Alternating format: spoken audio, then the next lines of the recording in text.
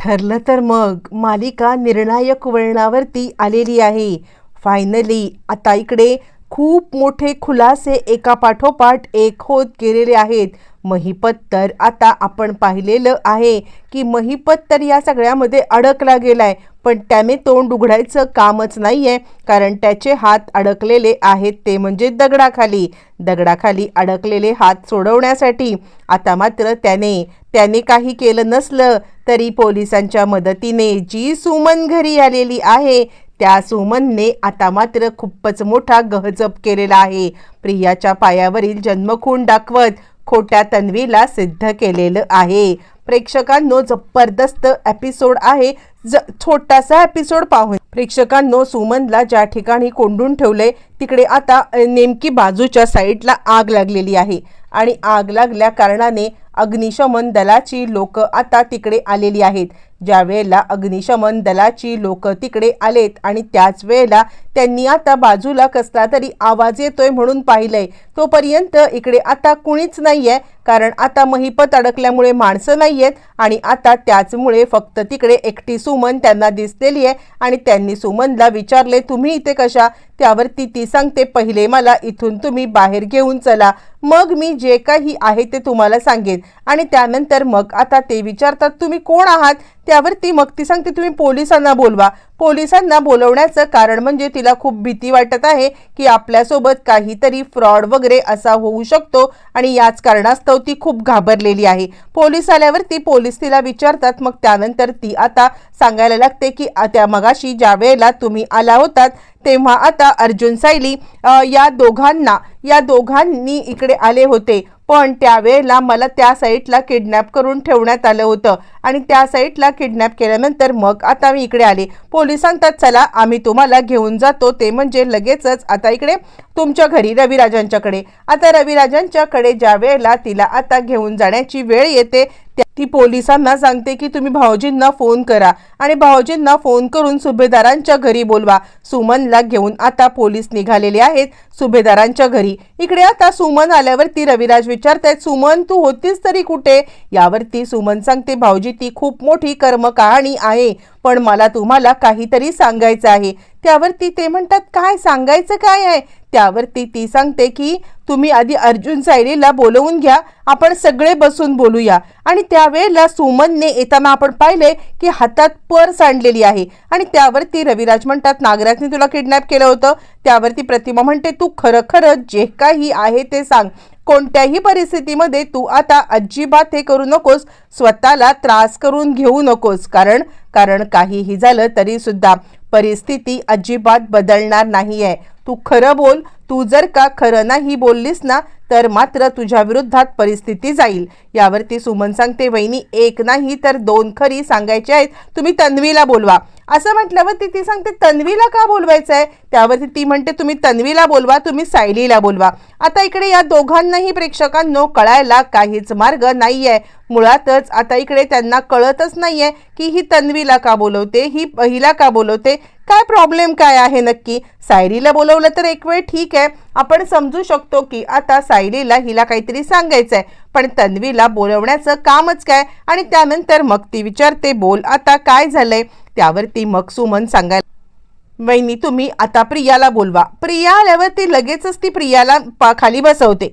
प्रियाला खाली बसवल्यावरती ती आता सांगते, तुझा पाय वरती कर. प्रियाने पाय वरती केल्यावरती ती आता तिच्या पायावरची दोन्ही तुळशीपत्र म्हणजे दोन्ही पायावरचं जन्मखूण ती आता तपासून पाहते. आणि रविराज सांगा, अगं सुमन तू काय करतेयस? मला खरंच कळत नाहीये की तुझं काय चाललंय. यावरती सुमन म्हणते, भाऊजी हिच्या पायावरती तुळशीपत्र आहे ना? यावरती ते म्हणतात, हेच तर बघून आपण तिला तन्वी म्हणून हे केलंय ना, दुर्दैव म्हणायला लागेल आपलं, दुसरं काय. यावरती ती सांगते, भाऊजी याची शहानिशा करायला बोलवा. तोपर्यंत अश्विन तिकडे आलेला आहे आणि अश्विन म्हणतोय, काय चाललंय सुमन काकू? मला आता काहीच कळायला मार्ग नाहीये. असं म्हटल्यावरती लगेचच आता इकडे सुमन सांगायला लागते, मी तुम्हाला सगळ्यांना सगळं सत्य सांगेन, पण आता जोपर्यंत माझी शहानिशा होत नाही तोपर्यंत. आता सुमन सायलीला पण बोलवले, तोपर्यंत सायली तिकडे आलेली आहे. सायली आल्यावरती मग आता सुमन तिला सांगायला लागते, सायली तुझा पाय दाखव. सायली म्हणते, काय झालं सुमन काकू? तुम्ही आता अशा पद्धतीने का हे करत आहात? यावरती लगेचच आता इकडे सांगायला लागते ती सायली, मी ज्या वेळेला किडनॅप होते ना त्यावेळेला हे सत्य मी ऐकलं होतं की हिने पायावरती गोंधण टाकून घेतलेलं आहे, हिच्या पायावरचं गोंधळ आहे आणि आता तू मला तुझा पाय दाखव. यावरती सायली सांगायला लागते, सुमन काकू माझ्या पायावरती तुळशीपत्र तर आहे पण हिच्या पायावरती कधीच तुळशीपत्र नव्हतं. यावरती ती सांगते, तेच तर सांगण्याचा मी प्रयत्न करते, त्या दिवशी हीच तर आली होती मला किडनॅप करण्यासाठी. ही म्हणजे मला तिकडून हलवण्यासाठी नागराजची मदत करायला हीच मुलगी होती. त्यावेळेला मला खरं तर सत्याचा काहीच उलगडा झाला नाही किंवा मला कळलंच नाही की काय सत्य आहे ते, पण आत्ता मला समजलंय की सत्य काय आहे. मुळातच या सगळ्यामध्ये आता त्यांनी हे सगळं प्रकरण मिटवण्यासाठी तुला म्हणजे त्यांनी आता आश्रमातून गाठोडं चोरलं. हो, आश्रमातून गाठोडं चोरलं. यावरती सायली म्हणते, काय बोलताय तुम्ही? त्यावरती ती सांगते, हो ही आहे खरी बबली.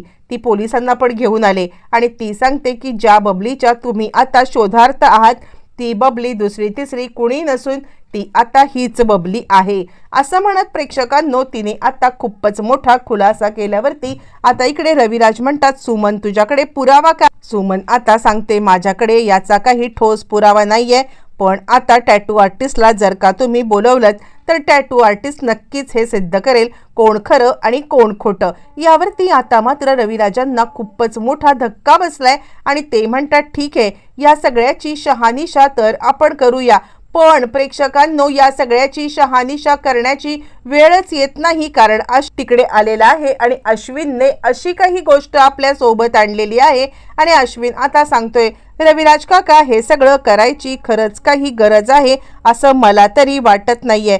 सुमन काकू जे काही बोलतीये ना ते 100% खरं आहे. त्यावरती रविराज आता इकडे सांगायला लागतात, काय खरं आहे, तुला काय भेटलंय?